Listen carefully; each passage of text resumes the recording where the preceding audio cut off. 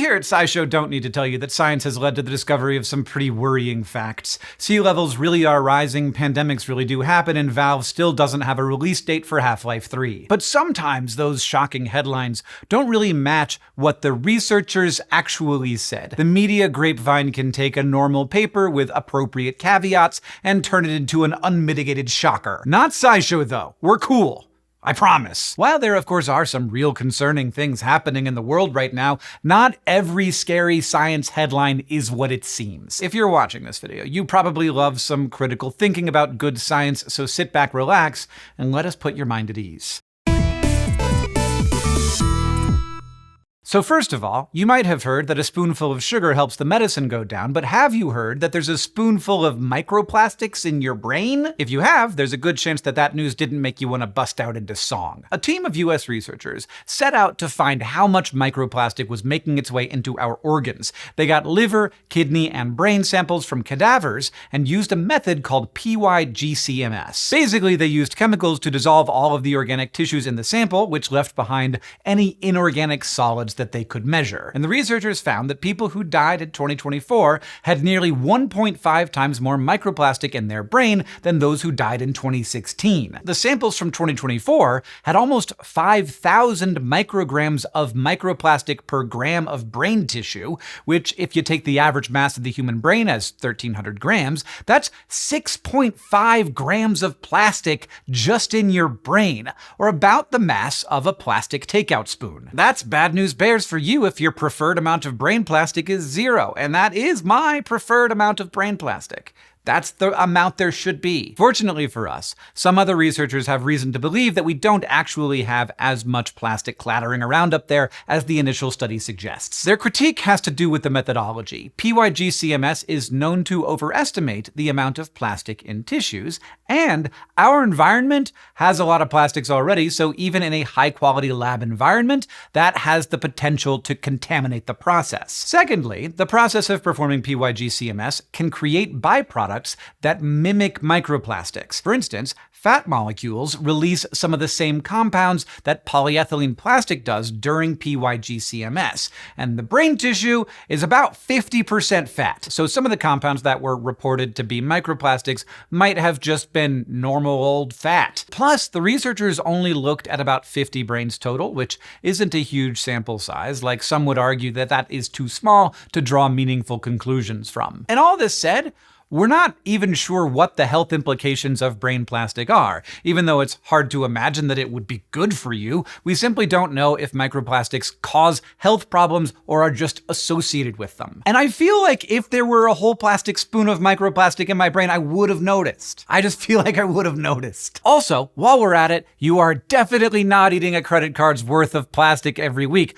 I did a video about this a couple of years ago, in case you are into being unscared about plastic. And if you're super into being unscared about plastic, we've got another one for you. Another recent scary plastic-based headline isn't about your brain, it's in your kitchen. There was a recent hullabaloo about how black plastic cooking utensils like spatulas and stuff might contain dangerous amounts of flame retardants. And I don't know about you, but my grandma's secret ingredient was love, not flame retardants. The flame retardant that people are specifically concerned about is called deca-bromol diphenyl ether, or deca-BDE. Deca-BDE was found to be possibly bad for humans, so the US Environmental Protection Agency started banning its use in 2009 and completely banned its manufacturing and distribution since 2021. However, sometimes it can still show up in black plastic items due to manufacturing quirks. See, the EPA didn't ban the recycling of plastic products with deca-BDE because they calculated that any plastic that already contained it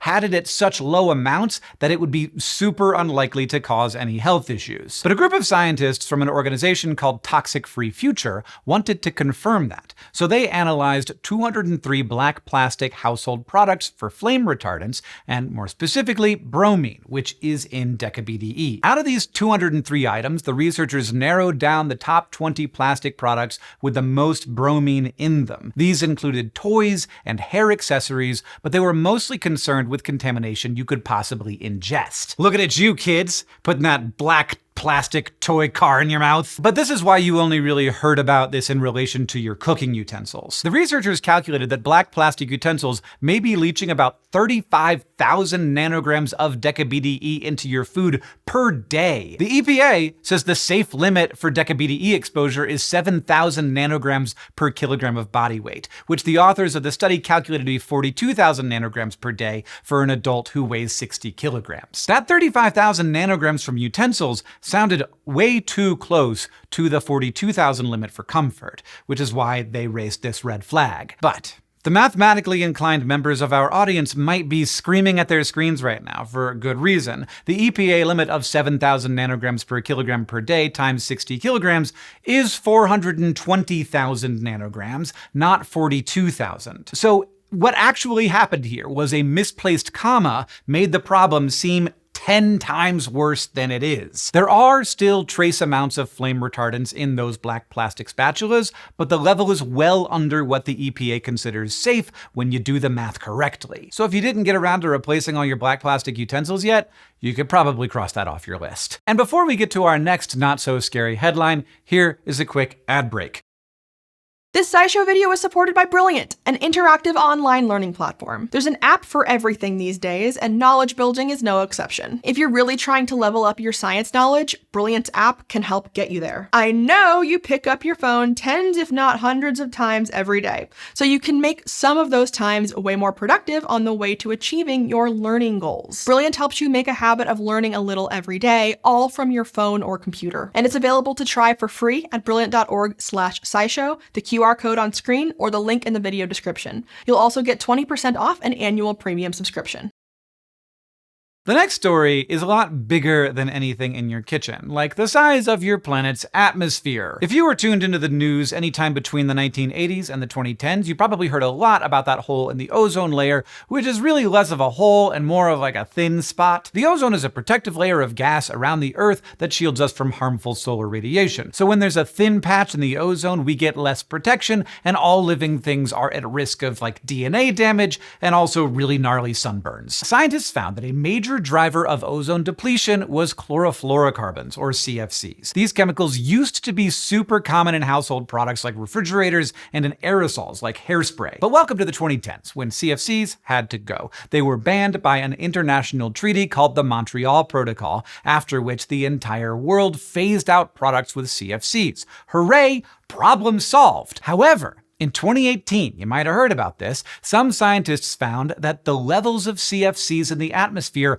weren't dropping as quickly as they should, indicating that there were some renegades still making these CFCs. The researchers traced the secret CFCs to a few factories in eastern China, and thanks to international cooperation between scientists and Chinese authorities, the factories were shut down and the ozone is again back on the mend. So now the ozone hole is on track to be fully healed within the next few decades. You can't stop the motion of the ocean or the sun in the sky, but you can stop our hairspray from hurting the planet. And if you're like me, all you heard was that CFCs were going up again, you didn't hear about the part where we noticed and did something about it. Now, our next scary headline to debunk is about your diet. Intermittent fasting is a popular diet pattern that is mostly defined by the times you are eating. Usually, you'd spend around 16 hours not eating and then eat all your daily nutrition in the remaining 8-hour window.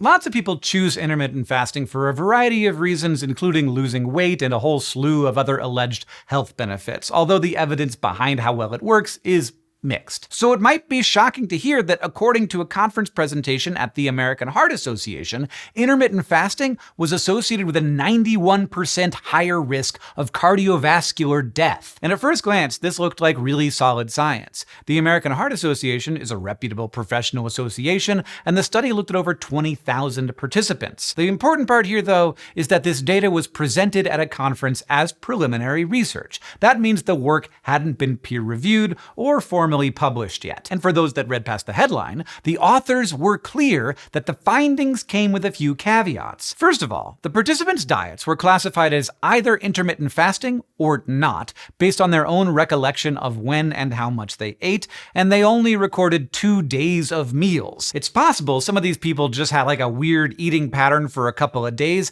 and are not all in on the intermittent fasting lifestyle. It's also very easy to forget what you ate for breakfast 2 days ago, much less at what specific amounts or exactly which hours you started and stopped, which is why self-reporting data needs to be taken with a hefty grain of salt. Plus, this study looked at association with cardiovascular disease, not causation.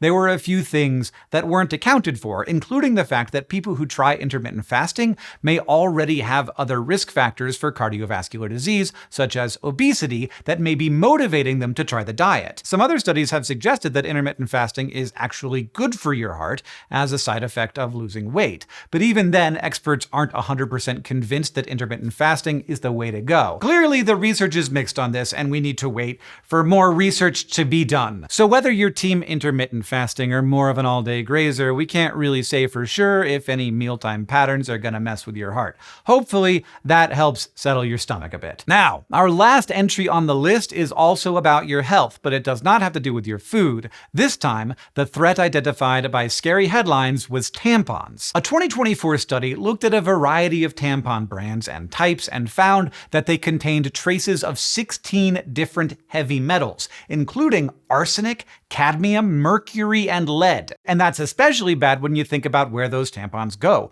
Arsenic is a well-known poison, and we are rightfully hammered over the head our whole lives about the dangers of lead. And given the tampons are only relevant to people who have periods, discovering secret metals may feed into current biases that you may have that menstrual health is undervalued and understudied, which honestly can't blame anybody there. But before you purge your bathroom cabinet and switch to Diva cups, you should know that most of these metals were in trace amounts, like billionths of a gram. The metals they found in the highest amounts were zinc, with an average of 52 micrograms, calcium with an average of 39 micrograms, and iron around 3 micrograms. And you eat thousands of times more than all of those in your daily diet. That said, we've only ever really studied exposure to these heavy metals through the oral route, so we don't know for sure if the amounts that we know are safe to have in food are equal to the safe amounts in period products. Even for metals like lead, for which there is no safe amount of exposure, the researchers didn't look at how much can actually get absorbed into the body from a tampon, which means it's possible that we just don't absorb any lead through that route. But you might be asking, how are these heavy metals getting into the tampons in the first place? And probably it is from the plant materials in the tampons. Plant-based fibers like cotton and rayon are often naturally exposed to metals in the environment, and those metals can get sucked up through the soil into the plant. This study was also a broad overview, not a deep dive. The researchers only sampled 1 to 2 tampons per brand and absorbency type, which is not a big enough sample size to say anything definitive. Still, everyone deserves to be safe from heavy metal contamination, so it's definitely worth further research to make sure. In the US, tampons are regulated by the FDA, and after the original study was published, the FDA launched a lab study of their own in late 2024 to follow up. And they found nothing. So far, the folks over at the FDA said that there's no reason to panic and throw out perfectly good tampons. And really, isn't this what science is all about? We are surrounded on all sides by people expanding human knowledge in exciting ways. Sometimes that knowledge is excitingly positive, but sometimes a tiny claim that comes with nuance and caveats gets blown up into a definitive, splashy statement, and that can cause panic or feed into upsetting storylines that just aren't true. Of course, not every shocking science headline is wrong, but they get their excitement from being new, and science always requires repeated trials and further validation. After all, the information that is the most surprising is what's gonna get you the clicks. The stories we talked about today aren't examples of science going wrong or being unreliable. Science moves forward when researchers present new ideas to the public and other scientists for other studies to investigate and verify. But we hope that presenting a more balanced way of interpreting scary-sounding headlines can put your mind at ease and prevent some undue panic. So the next time the news is telling you to throw away your favorite cooking spoons, maybe just keep them in a drawer until the other researchers weigh in.